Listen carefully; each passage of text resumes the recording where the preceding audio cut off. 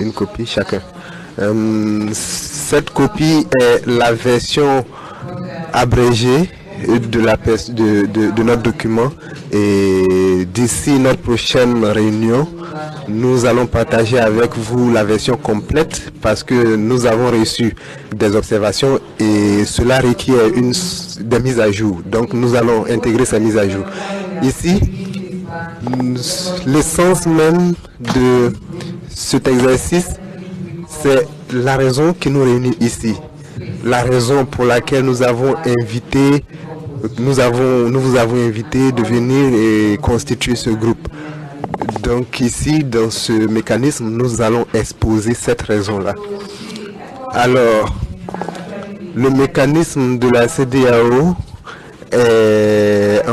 a été institué depuis les années 2000 et ici, avec le système CADEP de la CEDEAO, nous avons procédé à une mise à jour afin de nous assurer que nous avons pris en compte les changements. Et nous avons dans le groupe de travail MAI de suivi et d'évaluation avec en consultation avec les autres acteurs.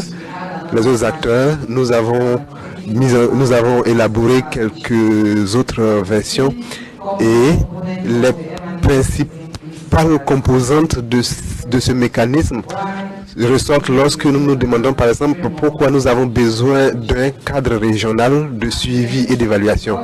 Alors cela nous permet d'avoir une idée de ce qui entre dans le cadre de ce cadre-là. Lorsque par exemple nous prenons la CEDEAO et tout le reste, il y a un effet de ricochet.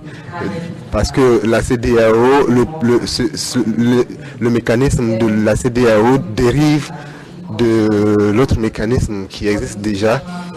Alors, cela nous permet d'avoir une idée de la structure ainsi que des éléments essentiels sur lesquels nous devrions nous pencher. Et voilà les changements qui ont été effectués. Alors, je voudrais juste insister sur le fait que nous devons garder à l'esprit que ce système de suivi et d'évaluation est juste un élément de référence et cela nous permet d'avoir à l'esprit quelques institutions qui viennent du CADEP également, puisque en tant que région, nous avons déjà quelques particularités, mais nous pouvons nous inspirer de leur cas et appliquer à cela nos différentes particularités, parce que nous aussi, nous avons célébré notre 10e anniversaire et il y a eu quelques recommandations qui ont été faites. Je me souviens bien, nous avons reçu au cours de la semaine de suivi et d'évaluation, nous avons reçu quelques recommandations qui ont été prises en compte. Ensuite, nous avons également reçu des résultats qui portent sur le cadre. Donc voilà, par exemple, des éléments qui nous ont permis de mettre à jour le document que nous avions. Alors, pourquoi avons-nous besoin d'un cadre? Nous savons tous que un compact régional a été formé et nous voulons nous assurer que le processus continue. Les acteurs ont pris des engagements. Ils ont pris des engagements pour assurer le suivi et l'évaluation. Alors, il y a des facteurs, voilà, ces facteurs justifient pourquoi nous avons besoin d'un cadre. Et voilà, également, nous avons au niveau des pays et au niveau régional des éléments qui peuvent nous permettre d'assurer également le dialogue et assurer le progrès et la mise en œuvre du programme de la CEDEAO lui-même, puisque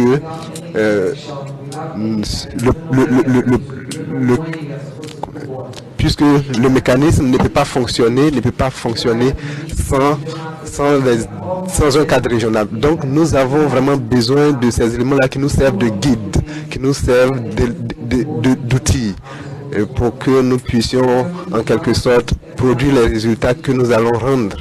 en retour. Donc cela nous permet également de mettre en œuvre les programmes et les plans qui ont été élaborés et évalués. Donc ici,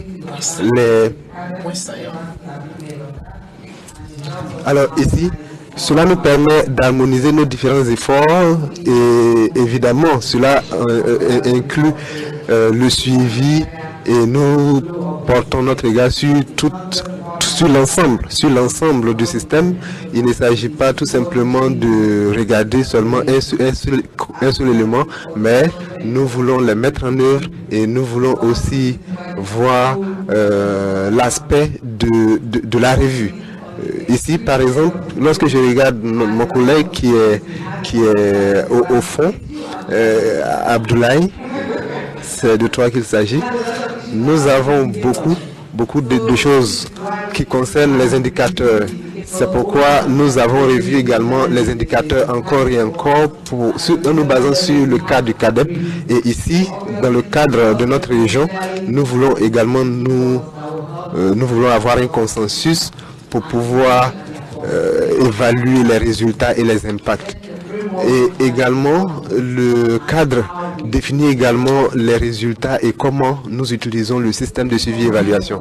Donc, les éléments importants du système, il faut dire qu'il s'agit d'un processus normal de suivi et d'évaluation. Donc, il faut formuler les objectifs, il faut identifier les indicateurs, il faut fixer des cibles, il faut également un suivi des résultats, vérifier d'où nous sommes partis et là où nous sommes arrivés. Et c'est en quelque sorte un examen des résultats. Et cela nous permet de faire notre propre évaluation et aussi de prendre des décisions éclairées. Et je suis convaincu que 80% parmi nous ici dans cette salle ont déjà vu ça plusieurs fois. Voici ici le cadre des résultats de la CEDEAO, de ECOWAP, et il s'inspire du cadre du CADEP.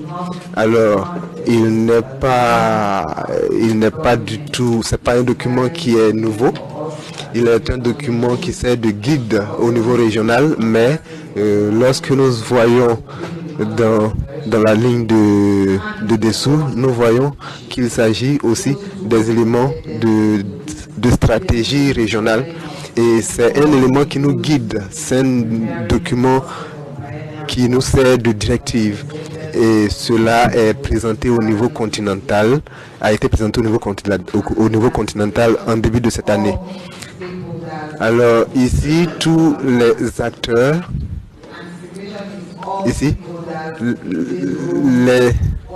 les acteurs qui travaillent avec la CEDEAO devraient s'aligner, devraient se conformer au plan et au cadre qui est pourvu ici. Je me souviens en 2016, lorsque nous avons demandé que chaque institution soumette, je ne veux pas appeler ça rapport, mais sa mise à jour, la mise à jour de ce qu'ils ont fait en lien avec le cadre des résultats, c'était vraiment difficile parce que nous nous sommes rendus compte que les institutions n'avaient aucune idée assez précise de leur niveau d'évolution. Mais si vous travaillez au sein de la CEDEAO, votre travail, vous devriez avoir une idée assez précise du niveau d'évolution de votre travail. Et ici, nous avons reçu beaucoup de retours, beaucoup d'observations. Et nous avons aussi reçu beaucoup de rapports de différents types. Et nous nous avons pris des éléments de ces différents documents-là qui nous ont permis de constituer ce document pour donner une idée de l'évolution de chacune des institutions.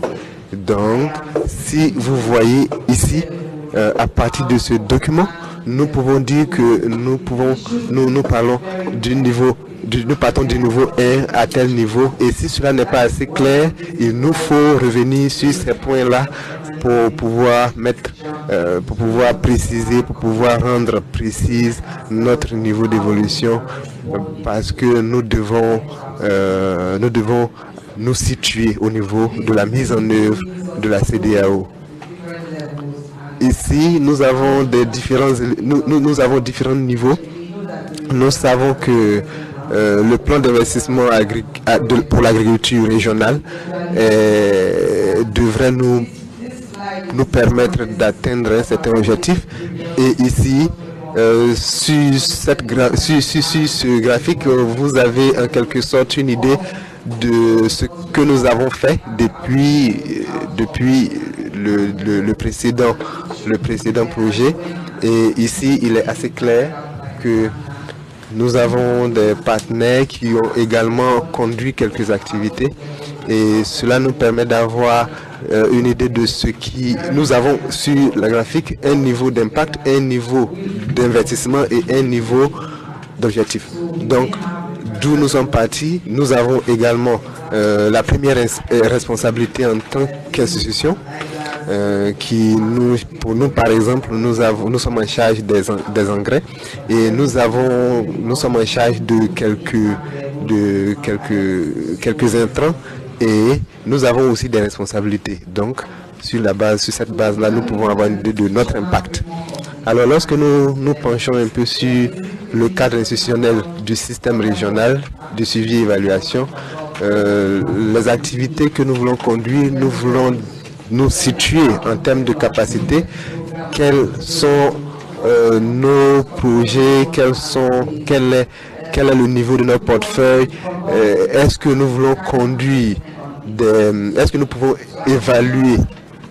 conduire une évaluation pour quelques institutions données. Alors, cela nous permettrait de nous assurer que ces institutions travaillent vers l'atteinte ou dans le cadre de la CEDEAO. Et cela nous permet aussi d'avoir de leurs besoins en termes de capacité pour nous assurer qu'ils produisent des informations qualitatives qui nous permettent en tout cas qui sont pertinentes dans le suivi et évaluation régionale de la CEDEAO. Et cela nous permet aussi de nous assurer que ces institutions-là sont sur la bonne voie ou pas.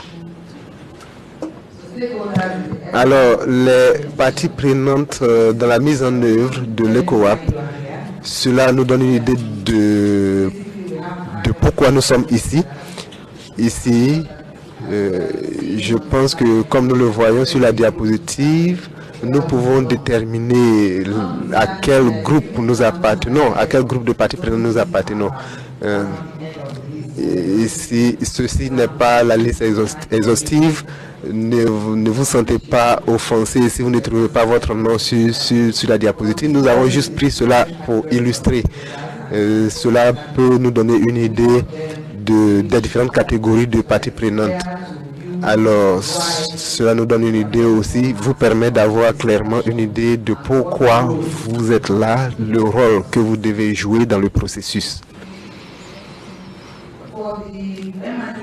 Alors, pour le système de suivi et évaluation, pour que le système de suivi et évaluation soit efficace et productif, nous avons au-dessus du sommet, au sommet, le niveau continental. Nous avons le niveau continental parce que c'est à ce niveau que nous visons. Ensuite, nous avons les blocs régionaux et nous avons également les acteurs nationaux.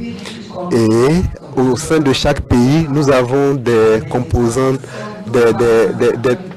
des acteurs de mise en œuvre régionaux au sein même de chaque pays. Alors, cela nous permet de vous donner une idée, c'est que nous prenons en compte chaque acteur et cela nous permet aussi de situer chacune des responsabilités dans la collecte des données, dans la gestion des données et nous voulons aussi déterminer à qui nous avons affaire à chaque niveau. Ici, nous voulons aussi déterminer pourquoi au niveau, par exemple, au niveau des pays, si nous voulons collecter des informations, vers qui nous pouvons aller directement. Par exemple, au niveau des pays, nous allons vers les représentants, et ainsi de suite. Et eux, ils iront vers ceux qui sont au niveau de la CEDEAO et eux, ils iront vers vers le niveau continental. C'est ainsi que nous évoluons. Bien. Quelle est la structure? À quoi ressemble la structure responsable de suivi et évaluation au niveau de la CEDEAO?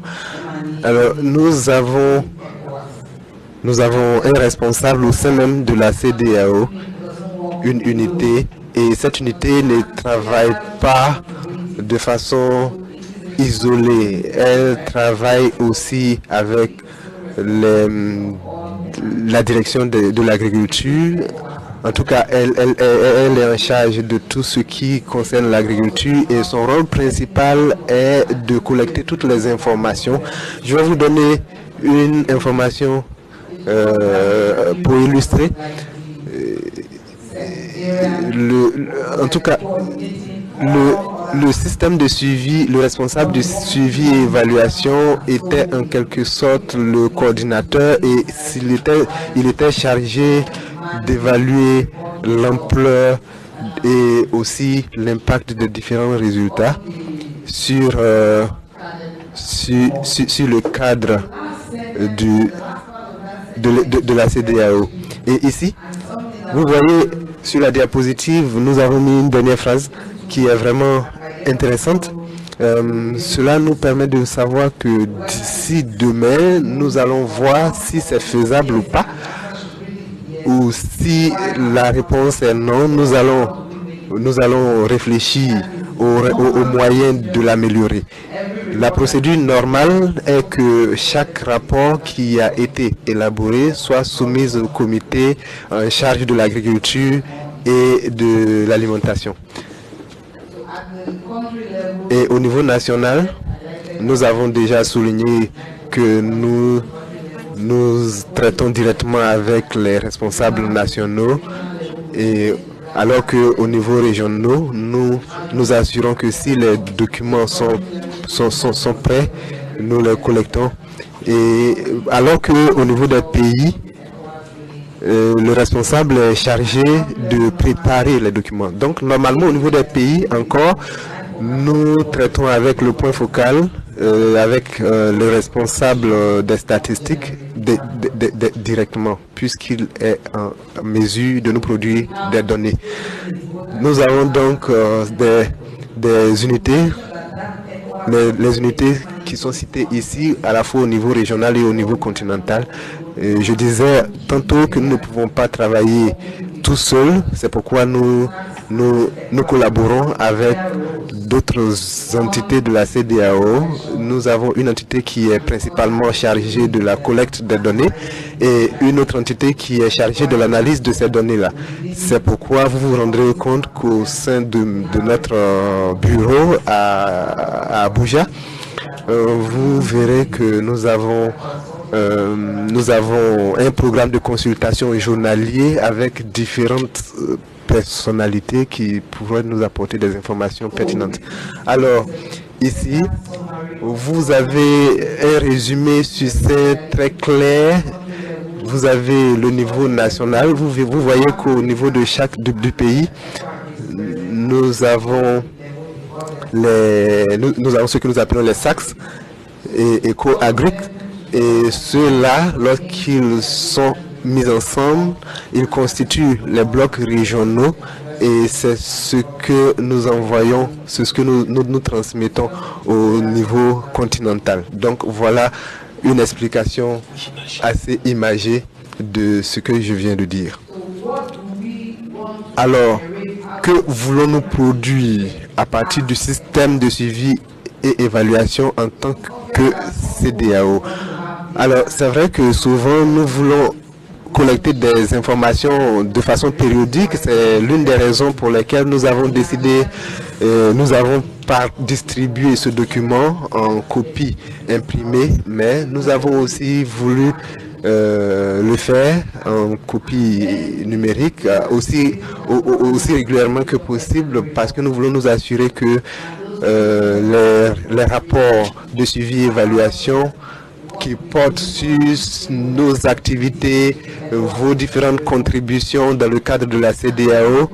Et également, nous voulons aussi nous pencher sur les évaluations périodiques qui sont effectuées de façon indépendante de la CEDEAO. C'est vrai que pour le moment, nous n'avons pas encore effectué, nous ne l'avons pas encore fait, mais nous voulons le faire aussi souvent que possible en plus de nos rapports périodiques. Et voilà l'une des raisons également pour lesquelles nous sommes ici. Et nous voulons aussi effectuer la revue. Et nous voulons dire ici que ce système est en charge de produire également des résultats sur tout le système, sur tout le processus, de sorte qu'il puisse être en mesure de nous dire ce que nous faisons, ce que nous posons comme action en tant que bloc régional. Donc voilà les quelques mises à jour qui ont été incluses. Et pour plus de détails, nous pourrons, pour le faire, nous nous sommes basés sur la déclaration de Malabo. Et à partir de là, nous avons apporté sur la base de vos différents rapports qui nous ont été précédemment envoyés, la mise à jour qui était pertinente. Donc, voilà des changements anticipés qui ont été apportés sur la base de la nouvelle, en tout cas dans la nouvelle version. Alors, malgré ces changements, nous avons aussi des éléments de préoccupation en termes de terminologie. Quand nous partons de l'ancienne version vers la nouvelle version, nous constatons qu'il y a beaucoup de changements en termes de terminologie.